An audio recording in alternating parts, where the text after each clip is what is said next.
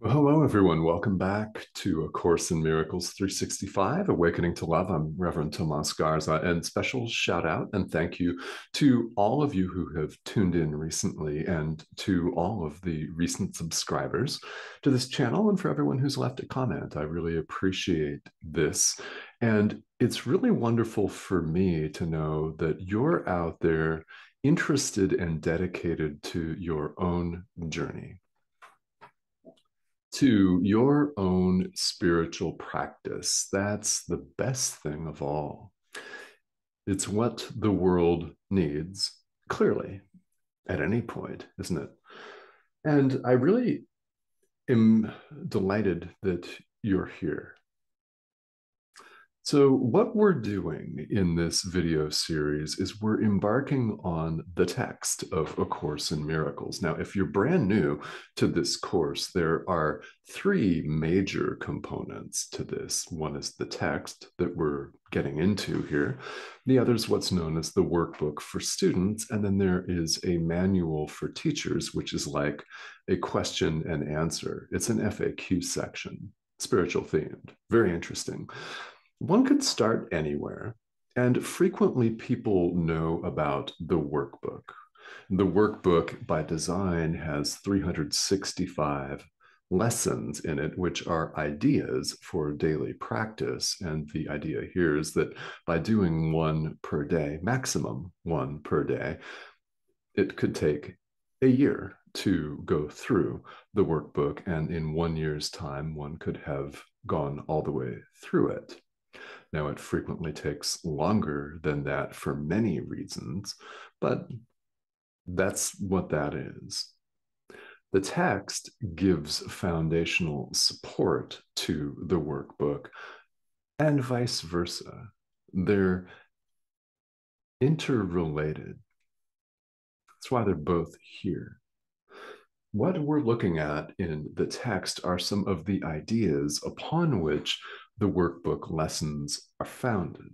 And the workbook gives practical experience to help us see that these ideas here in the text, which can seem rather abstract, are true.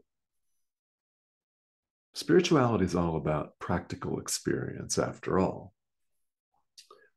So, what better way to gather and to have some practical experience than with a self-study curriculum? Yeah. So, welcome aboard. Yesterday, we looked at the introduction to A Course in Miracles, and naturally, we can sum up this course very, very simply, as the introduction does. Nothing real can be threatened. Nothing unreal exists. Herein lies the peace of God.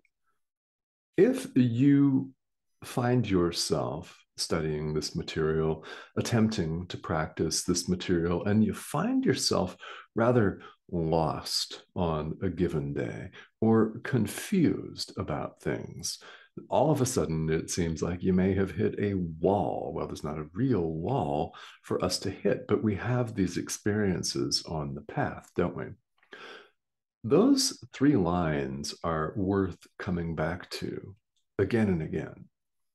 There are a number of ideas and a number of lines and short sentences, memorable sentences here in this course for us to use as, well, as a help, as an aid, as an anchor, so to speak, much like one could use the breath or a mantra or a sound or an object like a flower or a crystal or anything placed in front of you in meditation.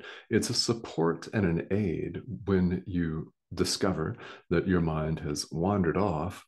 Bring your awareness back to the focus of meditation. These short sayings and short passages from the course can function much like a support in meditation. So if you're ever wondering what this course says, nothing real can be threatened, nothing unreal exists, herein lies the peace of God.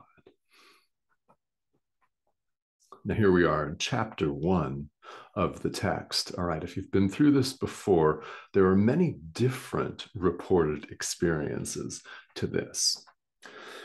Chapter 1 of the text is entitled The Meaning of Miracles. And part 1, there are 50 principles of miracles. There's a lot here. This course is holographic. It is not a linear presentation as we conceive things like linear time here in the world, where we appear to have a past, right? We appear to move into a present, and there's a future out there somewhere. It's an idea in our mind. And it appears to go in a linear progression. Same with lifetimes, whether you are an adherent to the idea of past lifetimes or not doesn't make any difference. But if you are, it appears to proceed one block of time, lifetime after another in a linear succession. That's the way it appears to us. In truth, that's not the way time is. In fact, there is no time. The mind projected space and time, and having done that, it must therefore be outside it. Yes?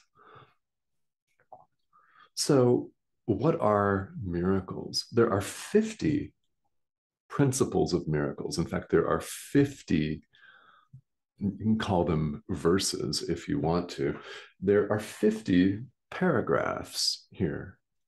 And there's so much information here that what I want to do on this video series is do 10 of these videos. We'll only cover 5 at a time. I have decided to do it this way for depth of understanding and ease of understanding. We won't do this for the entire text. We're simply going to break this particular section down, and then we'll move forward in a slightly different manner. But I have seen firsthand the mass confusion that this holographic, nonlinear presentation can cause. People come to A Course in Miracles from many different backgrounds. That's one of the beautiful things about it is a self-study curriculum, and it makes absolutely no difference what your spiritual background is, whether you consider yourself religious or spiritual or an atheist. It actually doesn't make any difference where you've been. It's where you appear to have been. Here you are. Because people come from all different backgrounds, when we gather together in a group, and there are numerous study groups online and in person with this course, that they're Course in Miracles study groups, when a group gathers, everybody's going to bring their own experience. So there can be a lot of confusion. There can be a whole lot of confusion here. And I've participated before in a study group where this was the case, an in-person group of people gathered together. And when we began the text, there was quite a lot of confusion and questioning just from this one section alone. And in fact, in my experience, it was rather disproportionate to the rest of the text of A Course in Miracles. So I don't know if you've participated in a study group and had that experience, but everyone was coming from a different place, which you might expect because we've all had our own seemingly individual experiences up to this point. Very, very interesting. What's a miracle? Well, a few days ago, I shot a video for this series entitled just that, What's a Miracle? If you'd like a little bit more context, I invite you to go back and watch that one, where I spent some time talking about it. It's one of the foundational centerpieces, of course. It's A Course in Miracles. So the very first line here is very interesting. There is no order of difficulty in miracles. Jesus tells us that one is not bigger than another. It's not more special. It's not more powerful. It's not larger. It's not shinier. There is no order of difficulty in miracles. That means they're all the same. And as Jesus famously points out here in the very first paragraph, all expressions of love are maximal. Yeah, all expressions of love are maximal. People in the world here have no problem, right? We have no problem equating God with love.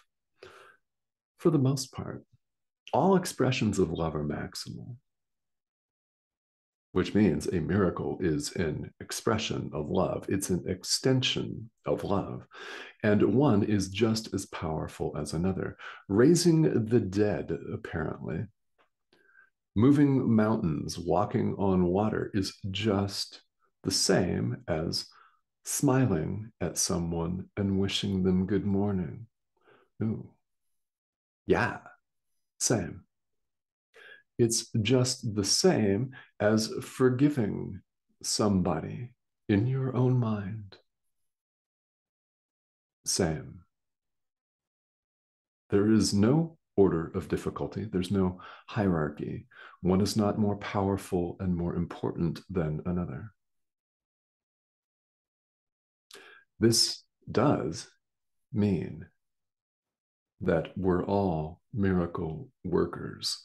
So I invite you to consider yourself as such. It doesn't make the slightest bit of difference what you do for a living in the world, does it? It doesn't, it makes no difference whatsoever. They're completely accessible to all of us. This is a beautiful, beautiful, beautiful idea. It's true, after all. And as expressions of love, miracles as such do not matter. This is paragraph 2 here. The only thing that matters is their source, capital S. As an expression of love, God is love. It's an expression of, yes, right? Miracles as such do not matter means what we just went through. It doesn't matter if you levitate an object or if you simply smile at somebody and wish them good morning. If you simply take a look out your window and appreciate a tree or the blue sky or a starry night, if it's nighttime. Yeah.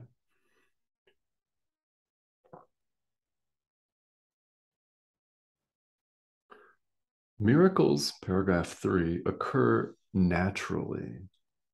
They occur naturally as an expression of love.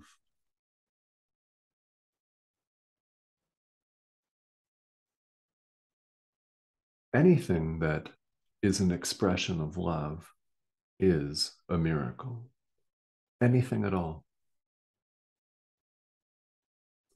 One of the things that we'll talk about at length is forgiveness, true forgiveness as it's presented here in this course and as we're invited to practice it, to put it into practice.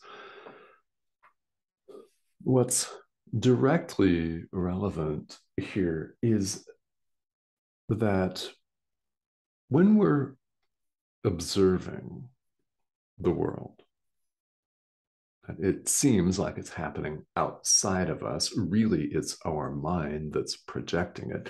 So we're watching our own movie and appearing to see it from inside this 80% water thing.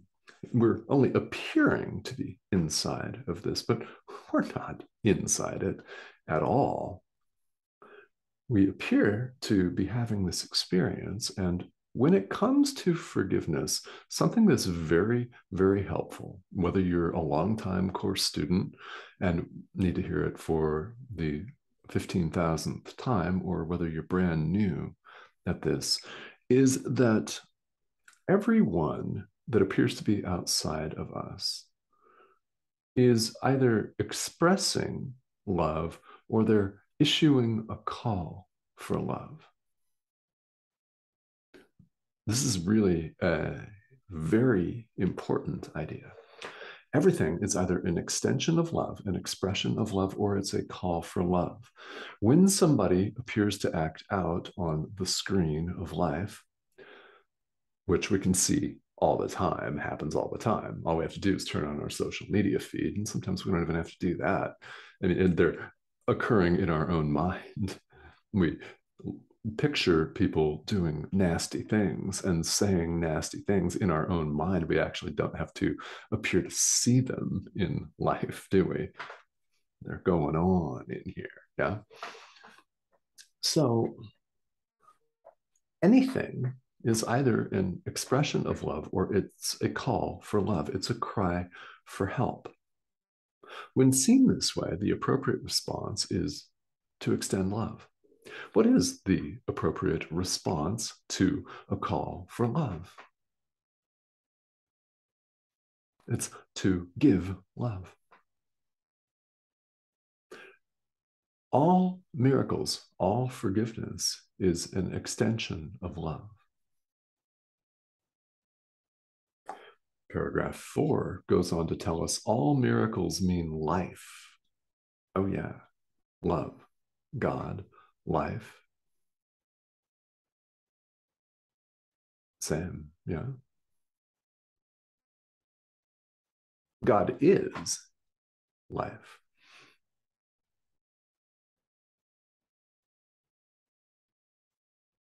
And what's very directly relevant here is that miracles are under the direction of the Holy Spirit, the voice for God, our inner teacher.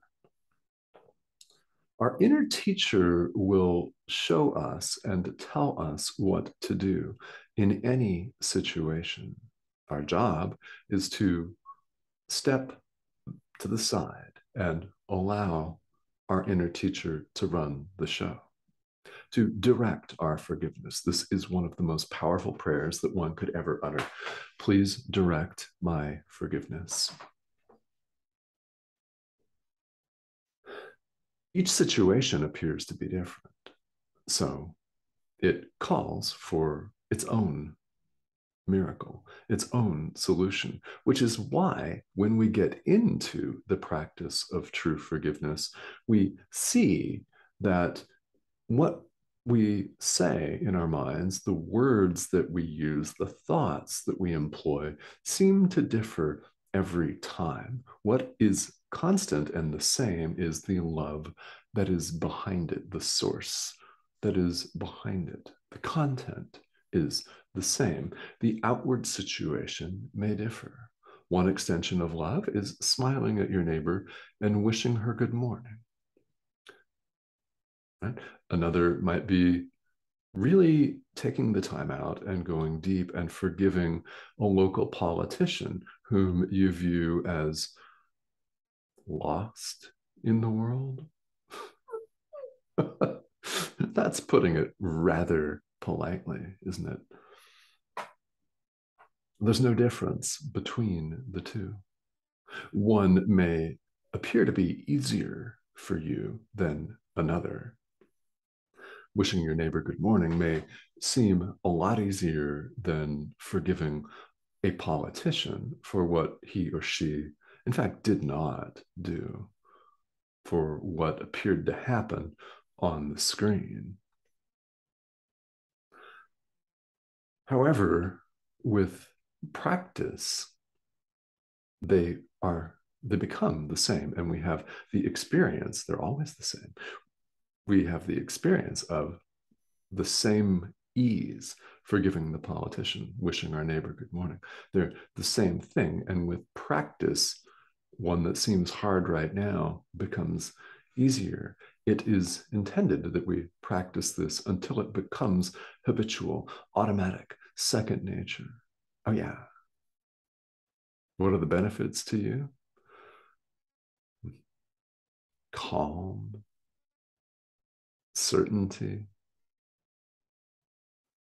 You might find yourself more patient. You might find yourself more loving and naturally forgiving.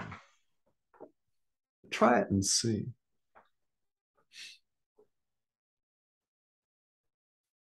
So, this is really paragraph 5 that we're just talking about. Miracles are habits.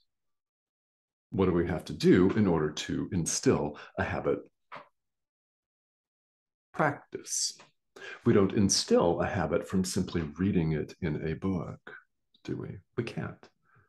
We have to put it into practice. That's the genius of this course here, as it appears in our daily lives, as it appears in our world, is that it's self-study. And in order to really get to viscerally experience that these ideas are true, we have to do it. We must practice. There is no getting around that. This is why I say that spirituality is an adult endeavor. What appears on the screen is the raw material for awakening. It truly is. It is an opportunity to forgive and can be seen, should you so choose, and I invite you to see it as a gift. It's happening for you, not to you. If you've done the workbook, you'll recall perhaps that one of the well-known lessons is, I am not a victim of the world I see. Everything that appears on the screen of life is an opportunity to forgive. Now, the beautiful components are also symbolic. They're symbolic of our own beauty as Christ. They're symbolic of our joy, our happiness, our brilliance, yes, our limitlessness as Christ, our, not mine individually. There is no separation of any kind. Our brilliance. Anything that happens on the screen that disrupts your peace, anything that disturbs you, causes you to fly off the handle into a fit of rage, or to feel sad or disturbed emotionally in any way, is an opportunity to forgive.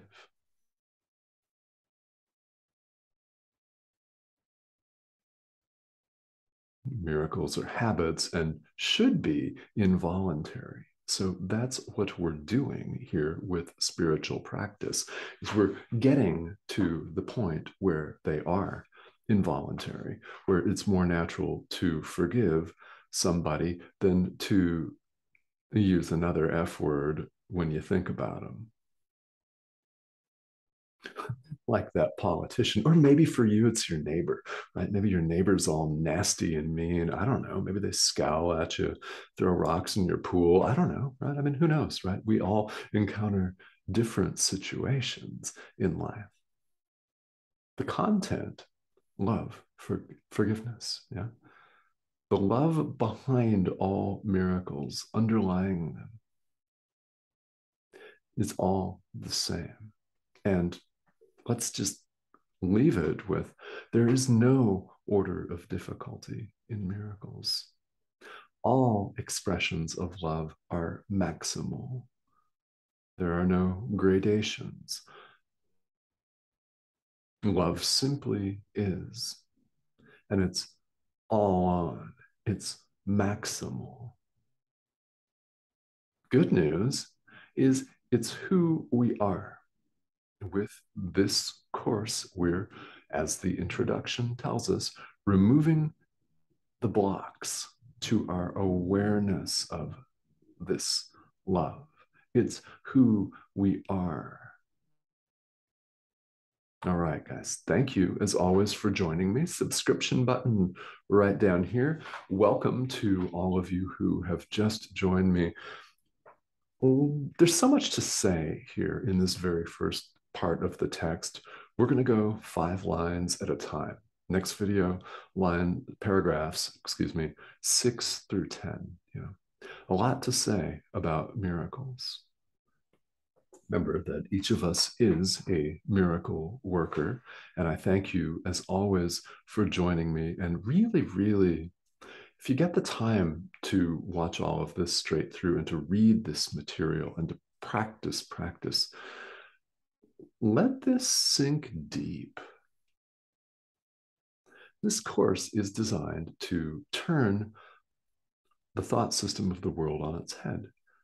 It's designed to help us to change our perception completely, 180 degrees. It's very, very powerful. Very powerful indeed. All right, guys. Thank you, as always, for joining me. I will see you soon.